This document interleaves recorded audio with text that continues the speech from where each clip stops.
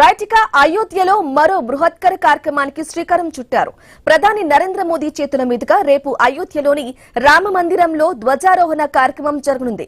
ఆలయ శిఖరంపై 22 అడుగుల కాషాయ జెండాను ఎగురవేయడం ద్వారా ధ్వజారోహణ పూర్తవుతుంది. ఆలయ నిర్మాణం పూర్తయినందుకు సంకేతంగా ఈ కార్యక్రమం నిర్వహిస్తున్నారు. అందుకోసం ఆలయంలో ఏర్పాట్లు ముమ్మరంగా సాగుతున్నాయి.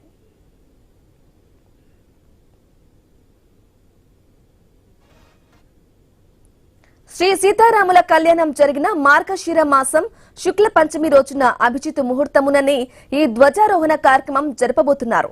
ధర్మంపై అధర్మం గెలుపునకు గుర్తుగా నాడు అయోధ్యలో ధ్వజారోహణ జరిగిందని, ఆ క్రమంలోనే ఇప్పుడు ఆలయ పునర్నిర్మాణం పూర్తి చేసి ధ్వజారోహణ కార్యక్రమం నిర్వహిస్తున్నారని ప్రధాని కార్యాలయం ఒక ప్రకటనలో పేర్కొంది.